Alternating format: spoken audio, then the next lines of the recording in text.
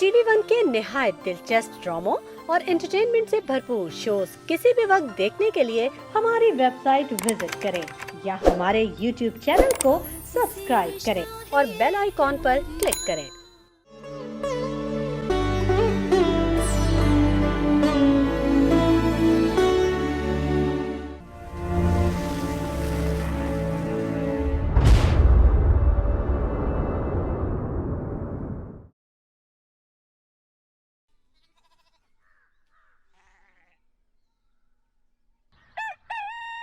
ये कहानी नूरपुर के मास्टर बरकत अली की है।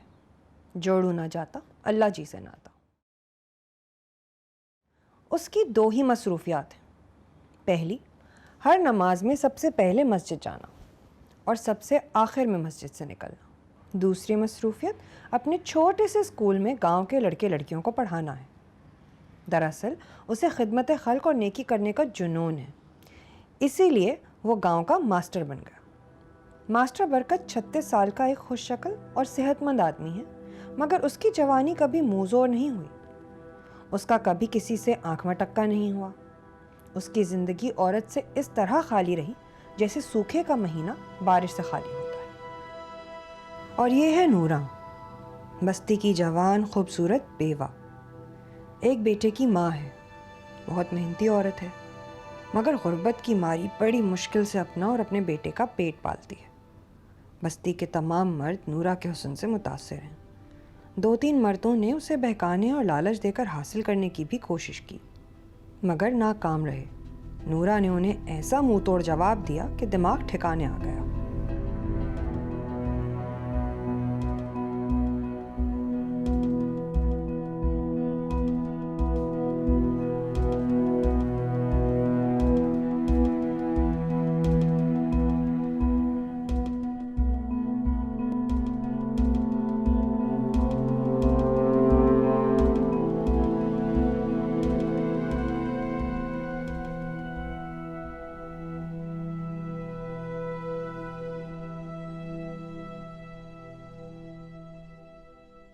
देखो मेरे मुसलमान भाइयों, हमारा दीन इस्लाम जो है हमें कुछ बातें बताता है, कुछ हिदायत देता है। यतीम, मिस्कीन और बेवाएं अर्श का सहारा हैं। आप लोग इनके सरों पर हाथ धरो और हाँ, अपनी नेक कमाइयों में से इनको हिस्सा दो। ऐसा करने से अल्लाह खुश होता है और बंदे की आखिरत भी संवर जाती है। नमाजियों की कतारें खामोशी में गर्क थीं। कुछ अपनी नींद भगा रहे थे और कुछ खुली आंखों से सो रहे थे। हाफिज उमर की आंखें बंद थीं और दिमाग भी सोया हुआ था, लेकिन हाथ जाग रहे थे। डाक खाने के बाबू के जहन में तनख्वाह और अखराजात बाहम कुश्ती लड़ रहे थे, और लॉरियों के अड्डे वाले मुंशी के दिमाग में सुबह 8 बजे की लॉरी में गुजरने वाली औरत का खूबसूरत चेहरा घूम रहा था। मगर मास्टर बरकत अली गर्दन उठाए वाज का एक एक हर्फ गौर से सुन रहा था। बेवा की एक आह 7 आसमानों में सुराग कर देती है, और ऐसी बेवा की एक दफा मदद करने वाला 70,000 नेकियों का सवाब पाता है और सीधा जन्नत में जाता है। बख्शना मुझे मेरे मौला, बेशक बख्श अल्लाह। मास्टर बरकत अली कस्बे के उन चंद लोगों में से था जो ख्वाहिश से नहीं बल्कि महज इत्तेफाक से मैट्रिक पास कर लेते हैं। इस कस्बे में सरकारी तालीमी सरगर्मियाँ 4 जमातों के बाद ख़त्म हो जाती थी, और चेचक ज़दा चेहरे की तरह वहाँ का प्राइमरी स्कूल अपनी बोसीदा छतों के नीचे से दिन भर पहाड़ों के आला ब्रॉडकास्ट किया करता। इस स्कूल में चंद साल ज़बरदस्ती गुजारने के बाद गांव के बच्चे या तो मवेशी हंकारते रहते या फिर घर के दरवाजे की चौखट पर थाली में छोटी सी दुकान सजाकर किस्मत आजमाई करने के बाद खेतों में धकेल दिए जाते।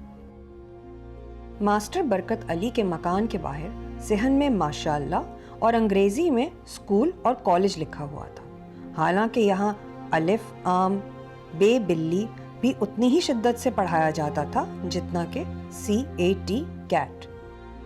कोई भूला भटका कभी अंग्रेजी का कायदा उठाकर मास्टर बरकत अली के पास आन बैठा। ऐसे ही चंद और कायदे पढ़ते पढ़ाते खुद 10 जमात पास बरकत अली गांव का मास्टर बरकत अली बन गया। फिर शागिर्दों की फीस और दीगर शागिर्दाना खिदमात से उसका गुजर अच्छा चलने लगा।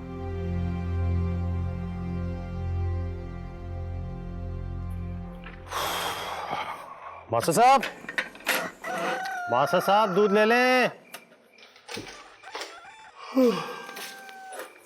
अस्सलाम वालेकुम। वालेकुम अस्सलाम मास्टर साहब।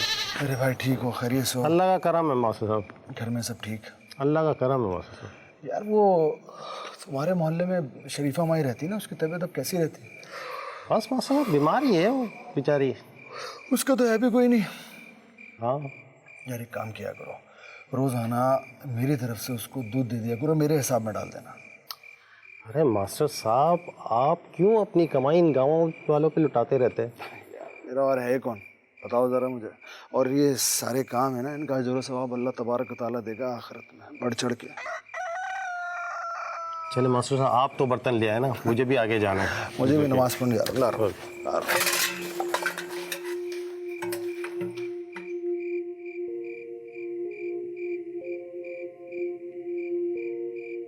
नूरा का बेटा भी दूध के इंतज़ार में बैठा हुआ था, मगर नूरा जानती थी कि उसका इंतज़ार आज शायद ना ख़त्म हो। वो दूध वाले को 2-3 महीने से कुछ रुपए भी नहीं दे पाई थी। और दूध वाला गो नेक इंसान था, लेकिन उसकी नेकी की भी हद तो थी।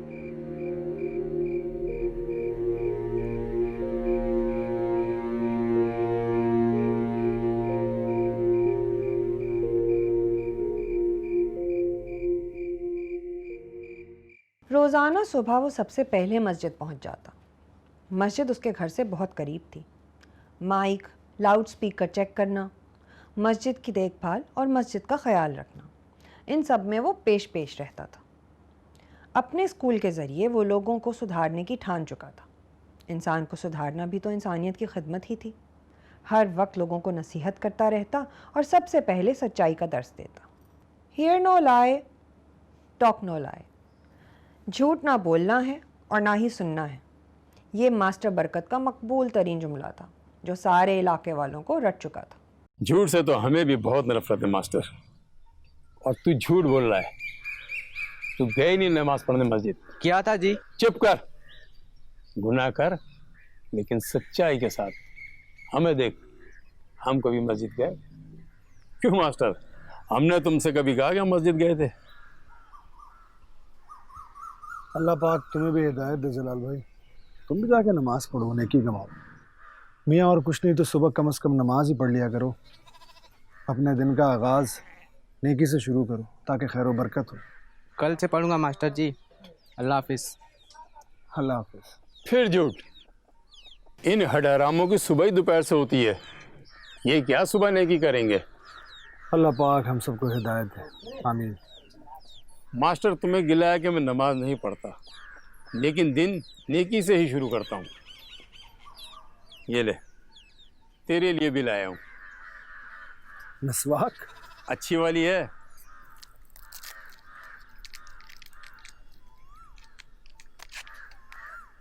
वाकई है तो अच्छी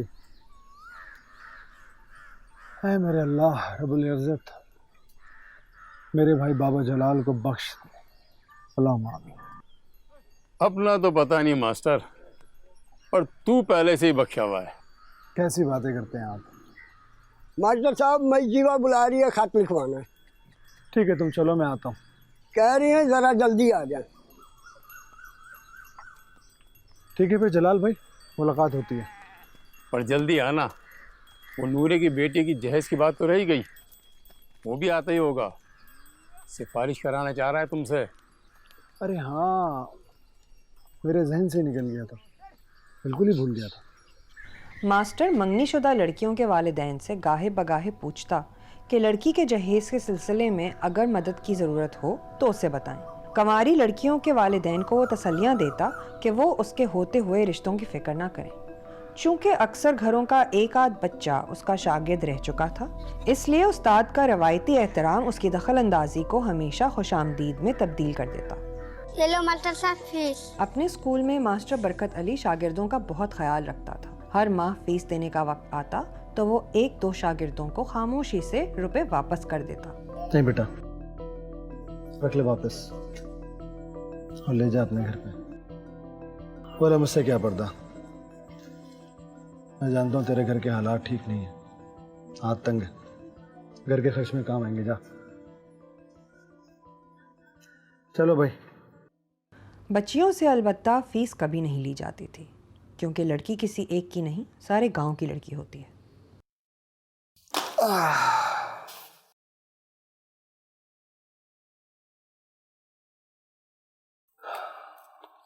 अल्लाह पाक मुझे बख्श दे, मुझे माफ कर दे मेरे मालिक।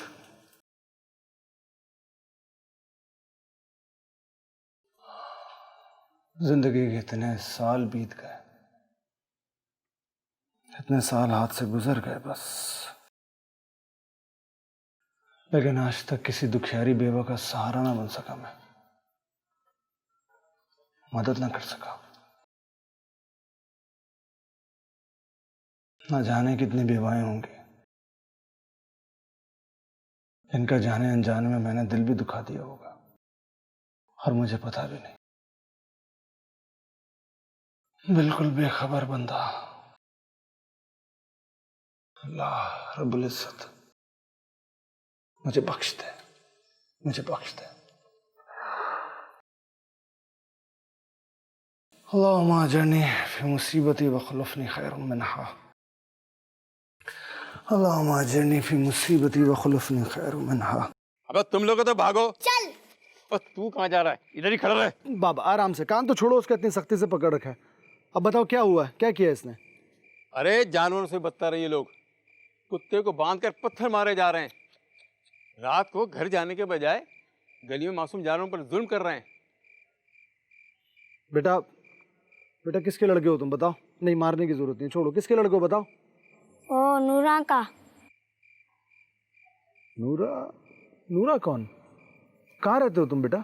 सामने कोने वाले घर में। बाबा ये नूरा वही तो नहीं है जिसका शौहर पिछले साल हैजे से मर गया था? वही है। बेटा क्या नाम है तुम्हारा? गफूर। और करते क्या हो? कुछ नहीं। करेगा क्या, यही आवारा फिरता है, और क्या करेगा? घर का खर्च कैसे चलता है? वो अम्मा काम करती है ना। अम्मा काम करती है? इमाम साहब के अल्फाज उसके जहन में गूंजने लगे। यतीम, मिस्कीन और बेवाएं अर्श का सहारा है। आप लोग इनके सरों पर हाथ धरो और हाँ, अपनी नेक कमाइयों में से इनको हिस्सा दो। मास्टर ने जिस मौके के लिए खुदा से दुआ मांगी थी वो उसे मिल गया था। उसने लड़के का हाथ पकड़ा और सीधा अपने घर की तरफ चल पड़ा। आजा बेटा, आजा आराम से। ये जगह देखी हुई तूने पहले?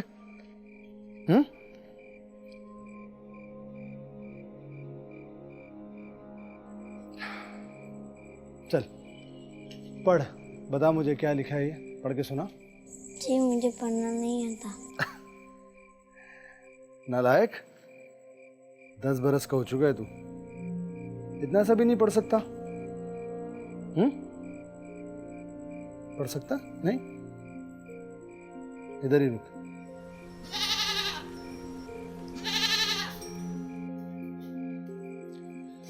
चल बेटा गफूर, अब तू खुश हो जा। ये देख तेरे लिए टॉफियां, सारी तेरी हैं। और ये ले, ये तस्वीरें देख, इसमें पकड़ बेटा हाथ में, देख कितनी अच्छी अच्छी तस्वीरें। कल जब तू यहाँ आएगा ना तो तुझे ये पढ़ाऊंगा मैं, और फिर जब तू ये ख़त्म कर लेगा तो तुझे एक और कायदा ला के दूंगा, उसमें इससे भी अच्छी अच्छी तस्वीरें हैं, वो भी पढ़ना, वो भी तुझे सिखाऊंगा। जा इसे अपने साथ ले जा। अरे अब मुस्कुरा भी दे। हाँ सीधा घर जाना, कहीं बैठने की जरूरत नहीं है। चल जा, भाग जा भाग जा। खुदा हाफिज।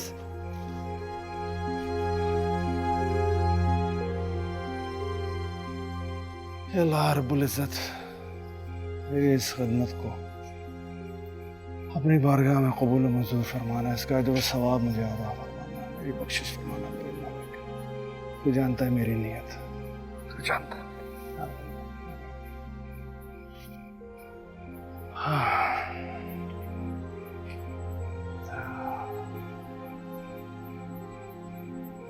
पहले तो नूरा ने गफूरे की बात को झूठ समझा, और उसे मार पीट कर पूछती रही कि वो ये कायदा कहाँ से चोरी करके लाया है। जब गफूरा अपनी बात पर डटा रहा कि कायदा उसे मास्टर ने दिया है और रो धोकर सो गया, तो नूरा को कुछ कुछ यकीन आ गया कि वाकई वो सच बोल रहा था। वो हैरान भी हुई और उसे बहुत दुख भी हुआ, क्योंकि उसे कायदा दिखाते वक्त उसके बेटे की आंखों में जो खुशी थी वो नूरा ने शायद पहले कभी नहीं देखी थी। काफ नहीं बेटा, काफ नहीं, काफ काफ। तुम क्या कर रहे हो बेटा? चलो, किताब कहाँ है तुम्हारी? कहाँ है किताब? चलो खोलो इसको। सफा नंबर 18, सफा नंबर 18 बेटा। उधर मास्टर बहुत बेचैन था।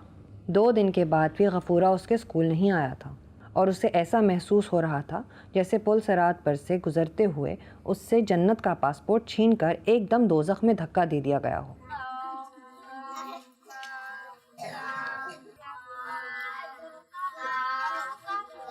बशीर बेटा जरा ऑफ। बेटा वो गफूरा है ना, नूरा का बेटा? हाँ जी तो जानते हो ना उसको? जी घर पता उसका? जी गफूरे की बात कर रहा हूँ, तेरे साथ जो बैठा हुआ था। जी बेटा उसको बुला के ले। जी मास्टर जी। जल्दी जा, तुम उसको साथ लेकर आना, ठीक है?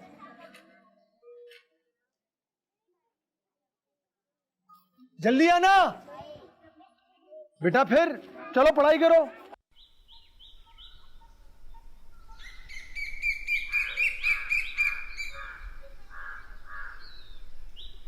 चल छोड़ तू, पता नहीं किन चक्रों में पड़ गया है। ये पढ़ाई वढ़ाई ना हम गरीब लोगों के लिए नहीं है। ऐसे मुझे दे, अब तू खाना खा। अम्मा, मुझे मास्टर जी ने कहा था मुझे पढ़ाएंगे। चाहती तो मैं भी यही हूँ कि तुझे पढ़ाऊं लिखाऊं, लेकिन मेरे पास पैसे नहीं है।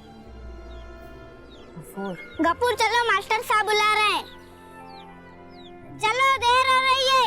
अरे गफूर, खाना तो खा के जा। मैं वापस आके खाऊंगा। गफूर एकदम पागल है ये। बेटा गफूरा, कहाँ था तू 2 दिन से? चलो बेटा, अब आप लोगों की छुट्टी। कल आना सबक याद कर कर। सबक याद नहीं हुआ तो पिटाई लगेगी, बता रहा हूँ।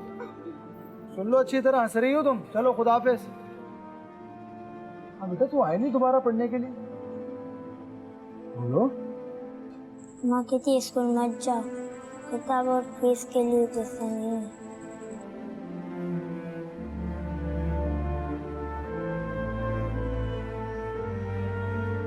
तौबा तौबा तौबा। बेटा अल्लाह खैर करे, अल्लाह सही खैर करे। तू रुक, 1 मिनट रुक, नहीं रुक।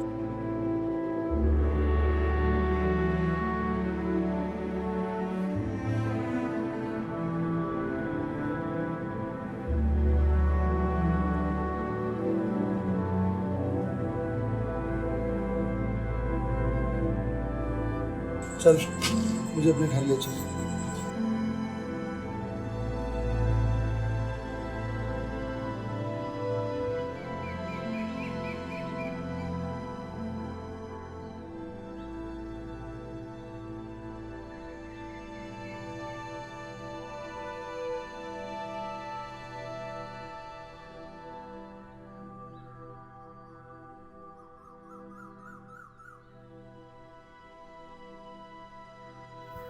मास्टर साहब अंदर आ जाएं।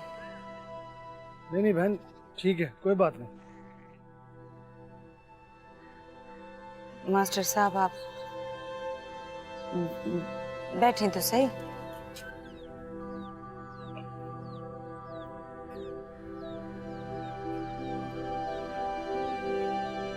शुक्रिया।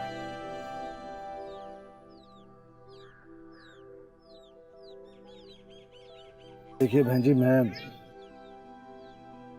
आपसे ये पूछने नहीं आया कि आपने गफूरी को स्कूल क्यों नहीं भेजा, बल्कि मैं आपसे ये कहने आया हूँ कि गफूरा मेरे लिए सगे भांजों की तरह। इसकी फीस, इसकी किताबों का खर्चा, इसकी हर ज़रूरत मेरे ज़िम्मे। हाँ, अगर इसका बाप जिंदा होता तो और बात। मेरा तो नसीब ही जल गया।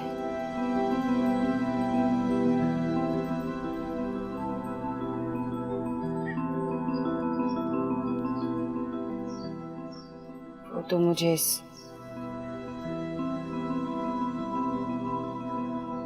आग में जलता छोड़कर चला गया। अल्लाह की हिकमत है बीबी जी, लेकिन आप क्यों फिक्र करती हो? लड़की का तो सारा गांव ही महका होता है। आप फिक्र ना करो, हम बैठे हैं ना। गफूरे का अब्बा अल्लाह बख्शे मेरे भी जानने वाला था। फिक्र ना करो आप। नूरा खावन की मौत के बाद अजीज़ों का बर्ताव और मौत से चंद रोज़ पहले की बातें आंसुओं के तार और हिचकियों के घूंट ले लेकर सुनाती रही, और मास्टर बरकत अली खुदा, रसूल, हदीस, हिकायतों और कहावतों से उसको तसल्लियाँ देता रहा।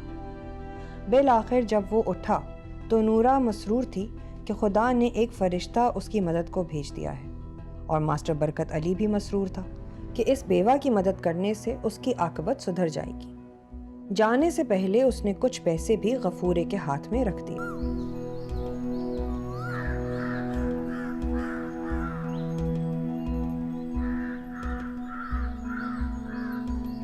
अल्लाह हाफिज जी।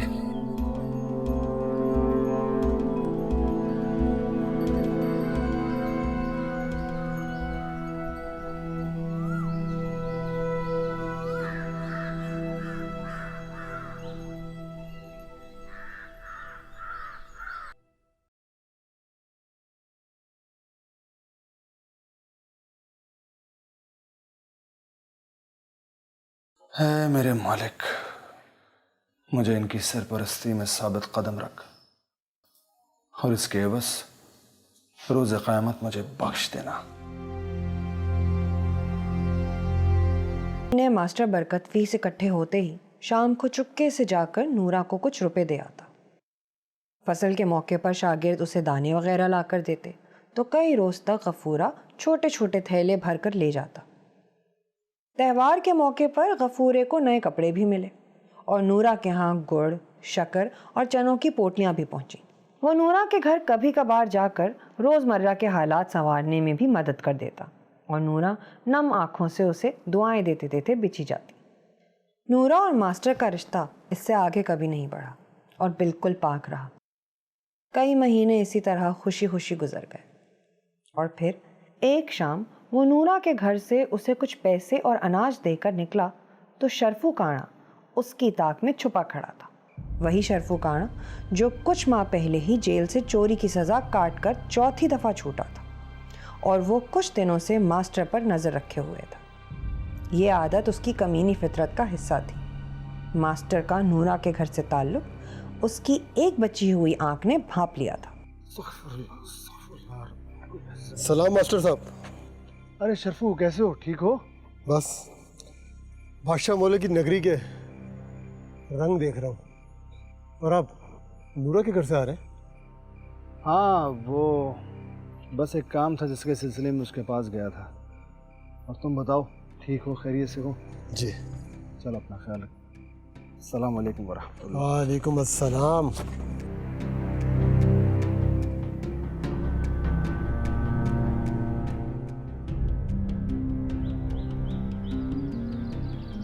यारियां एनू को निभा ले। सलाम मास्टर साहब। वालेकुम अस्सलाम। यारियां एनू को निभा।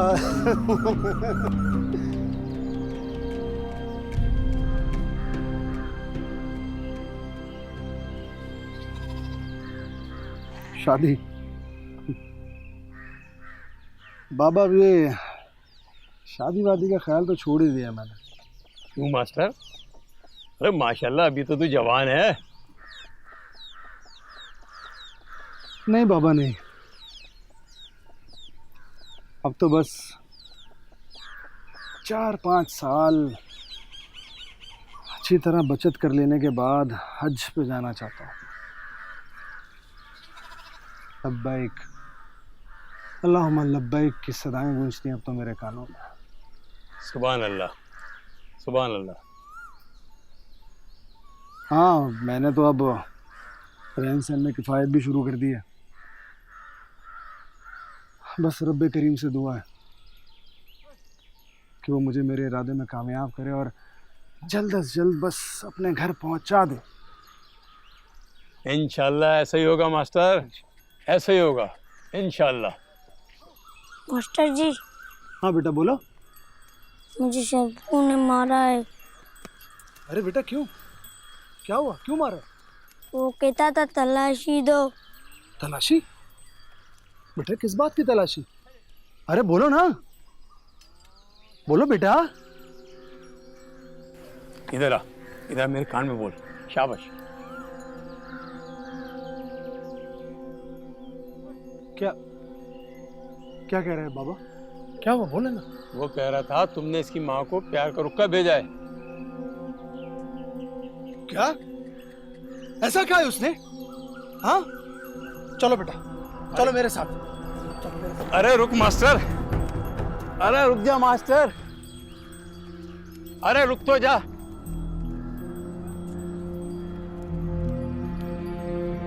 अबे तू फिक्र क्यों करता है?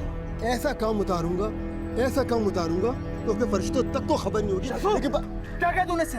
क्या कहा तूने छोटे बच्चे से? बता मुझे। क्या होगा मास्टर जी?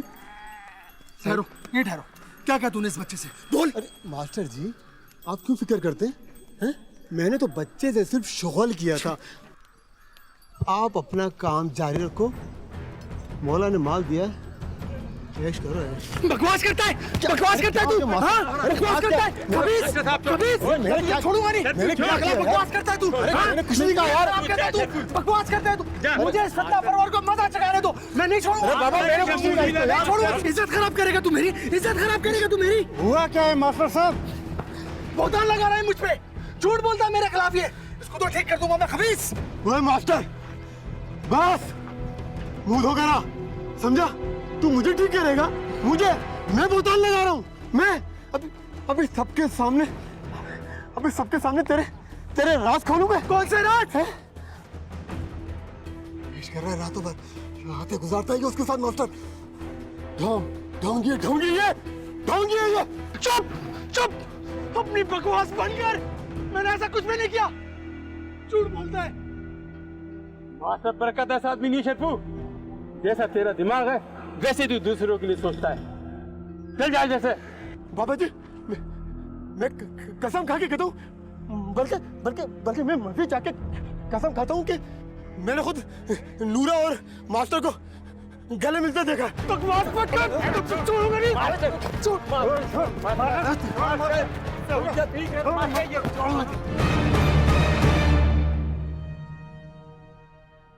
मास्टर सख्त परेशान था।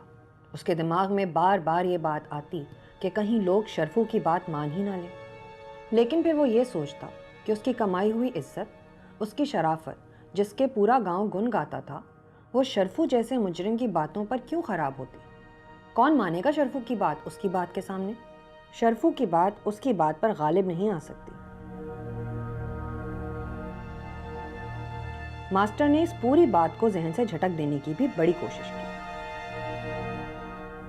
फिर भी उसके दिल में खदशात इसलिए उभर रहे थे क्योंकि उसने ज़िंदगी में कभी किसी इल्ज़ाम का सामना किया ही नहीं था। लेकिन फिर मास्टर के खदशात जल्द ही सच साबित होने लगे। खाला, मैं तो तेरा कब से इंतज़ार कर रही थी।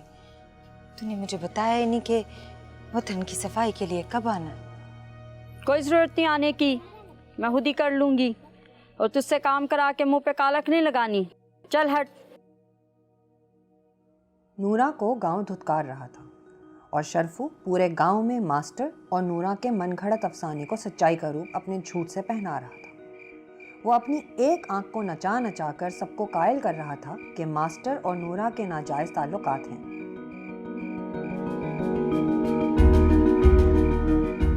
बाबा जलाल ने भी मास्टर बरकत को कहा कि लोग न जाने क्यों शरफू की बातों को सच मानने लगे हैं। मास्टर को भी चाहिए कि वो लोगों के सामने अपनी सच्चाई बढ़ चढ़कर बयान करता रहे। मास्टर हैरान था।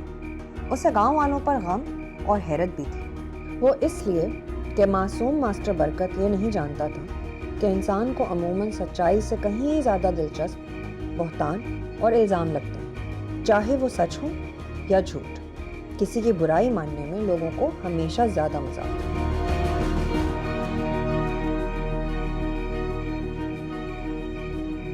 नहीं नहीं शाहजी, नहीं, ऐसी बात नहीं है। आपको मुझ पर यकीन तो है ना, मुझ पर भरोसा तो है ना शाहजी? बात तो सही है मास्टर साहब, लेकिन क्या शाहजी? लेकिन क्या शाहजी? बोलिए ना शाहजी।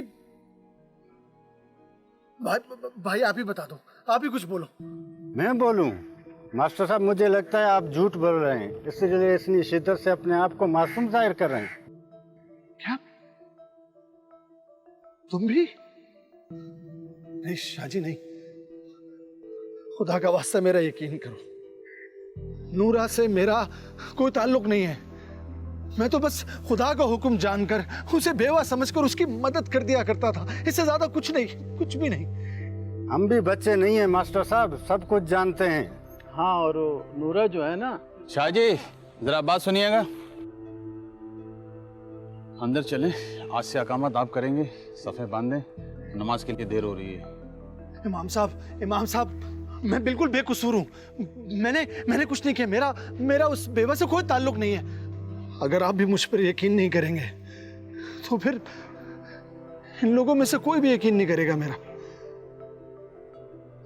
इमाम साहब, मैंने तो सिर्फ नेक नियति से आपके फरमान के मुताबिक एक बेवा औरत की मदद की है, बस। मेरा उससे कोई रिश्ता नहीं था, ना ही कोई रिश्ता है, कोई रिश्ता नहीं मेरा। मैं बिल्कुल बेकसूर हूँ इमाम साहब, मेरा यकीन कीजिए। मेरा फरमान तो बिल्कुल ठीक था मास्टर, और नियत का हाल तो कादिर मुतलक ही जानता है। लेकिन जब सब एक ही बात कर रहे हैं तो कुछ तो बात होगी ना। इमाम साहब,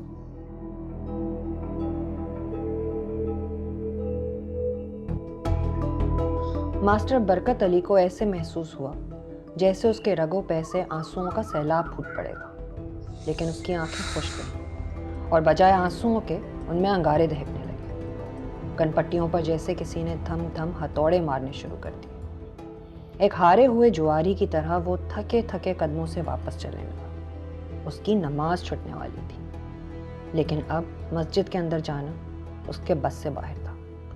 और मास्टर बरकत अली को ये याद नहीं आ पा रहा था कि उससे आखिरी दफ़ा कब कोई नमाज छुटी तो दूर, कज़ा भी हुई हो।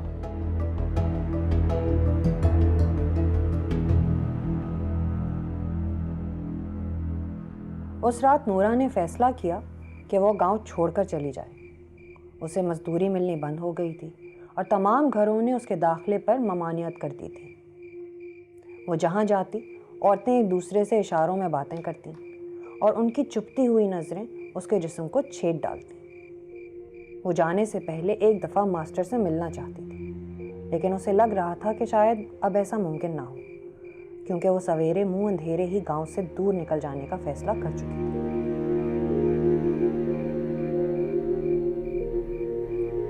मास्टर को उस रात तेज बुखार था। गांव वालों ने बच्चों को स्कूल भेजना तो कई दिनों से रोक दिया था, और फरागत में सोचते सोचते मास्टर बीमारी और नींद पागलपन तक पहुंच गया था। उसको ख्याल आया कि अब सिर्फ नूरा ही उसे बचा सकती।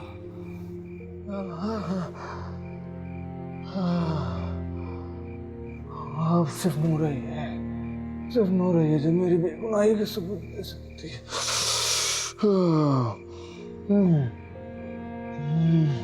या अल्लाह मुझे हिम्मत दे, या अल्लाह मुझे हिम्मत दे। नूरा, नूरा।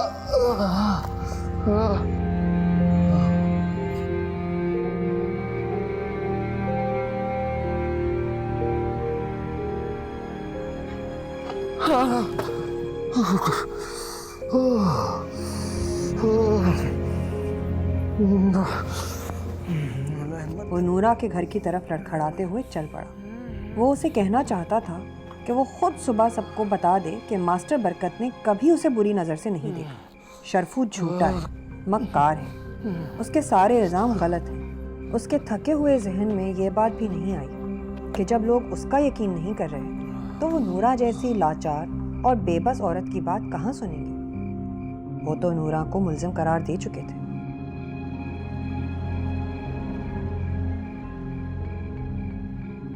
किसी ना किसी तरह वो नूरा के घर तक पहुंच गया, लेकिन वो अंधेरे में दरवाजे पर दस्तक नहीं देना चाहता था। वो घर की दीवार के साथ टिक कर बैठ गया। उसके जहन में सोचों का तूफान था, लेकिन उसकी जिस्मानी हालत ख़राब होती जा रही थी। बुखार और शिद्दत पकड़ रहा था और सांसें उखड़ना शुरू हो चुकी थी। फजर की अजान से पहले नूरा ने निकलने की ठान ली थी, ताकि अंधेरी की चादर ओढ़े ही वो गांव वालों की नज़रों से ओझल हो जाए। माँ के कहने पर गफूरा कमरे से निकला और उसकी नज़र दीवार के साथ टिके मास्टर पर पड़ी। चंद लम्हों में गफूरे ने इस पत्थर के मुजस्मे को पहचान लिया। मास्टर जी, ये तो उसके मास्टर साहब थे। मास्टर जी, मास्टर जी, अम्मा, मामा, मास्टर जी को क्या हुआ है?